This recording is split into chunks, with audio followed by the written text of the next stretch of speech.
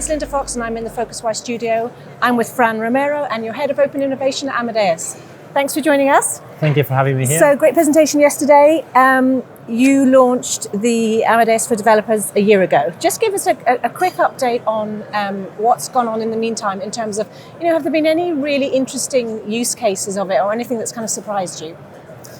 Yes, we launched 1 year ago. Has been a very interesting evolution since then. As you know, Amadeus for Developers program is it's an open innovation program that targets to foster collaboration and to promote innovation. And during this year, we have a very good proven track record of getting more and more users developing new cool applications. So they are using all our APIs to build more personalized applications, provide a more seamless end-to-end experience, and they are leveraging on all those capabilities. People are very creative, bringing solutions like trying to provide more rich content, more experiences at destination, trying to provide more personalized offerings so that they don't have to go through many different options. It's very interesting. Okay, and so yesterday really was all about the launch of these new artificial intelligence APIs. And I think there was a flight prediction one, there was an imagery one, and there was a third one. So what made you choose those ones to kind of launch? So we have up to 5 new different AI APIs now available. They were the first ones that were more ready for us to develop and to produce, in the sense that we have a huge amount of historical data to train our machine learning models. The easiest ones for us to access were the ones related to search, for example, that allows us to better predict which are the ones that are going to be most likely chosen by the traveler. Okay. That is the case of the flight choice prediction. Mm-hmm. So it gives us a very good insights about the future, the most likely future, which can allow many parties to anticipate those choices and better build on top of that. Another interesting one is flight delay prediction. So for many travelers, depending on their trip's conditions, it might be more interesting to get to know if the likelihood of a delay is high or low, so that they can plan accordingly for that. Okay, and can you share anything in terms of what direction you're going next with the APIs?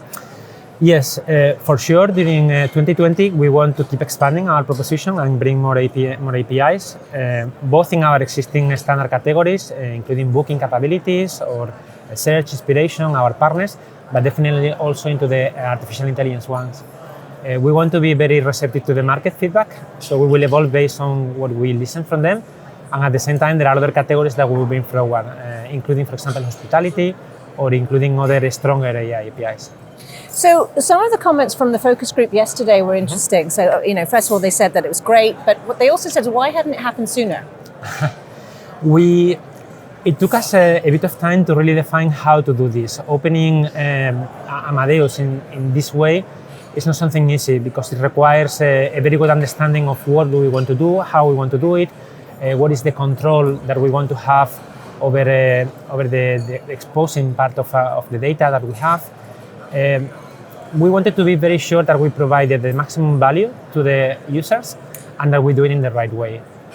We are very happy with the results, especially with how it is evolving, and we think that this is only the beginning. The evolution will be even more impressive. Well, that was the other thing they said. It was that sort of obviously as more and more people got involved, the whole thing develops, and I mean that's really exciting in itself. But one of the things they said was then, there was a sort of slight cynicism about how Amadeus might use it. So has that actually come across from any of your developers, any of your partners? Has any of them had any concerns, or have you actually got that tied down in terms of, this bit's yours, this bit's ours, I perfectly understand the question, but our conditions are very clear, very transparent. Anything that is being developed on top of our APIs belongs to the person who develops the solution. Okay. So the IP belongs to any innovator who connects to Amadeus. That is clear in our terms and conditions that they have to sign off, and there is nobody's worried about that, because it's very clear, it's very transparent. The IP belongs to the developer and the innovator, and we are just part of the value chain that gives them the data to develop those new solutions. So, and I remember also, I think it was last year when you originally launched developers, that we had a conversation about pricing, and I think it was a sort of light version was free, and then after that you had to. So is there a sort of pricing tier? So we have a very transparent and very clear business model. We provide everything for free up to a certain level. The pricing is totally transparent even before you connect to Amadeus for Developers. And only for those ones that scale up their business because they are being successful, then they follow a business model which is pay as you go, which is purely variable. Okay. For those ones that are extremely successful and they become having a very big business, those ideas will move into the enterprise section. They will be handled by Amadeus specific business units to address better their needs with more content, with more account management, with more specific levels of support, and the commercial conditions can be different. But then we'll have to take it on a case-by-case basis. Okay. Fran, thanks very much. It's been a pleasure. Thank you very much. Thank you.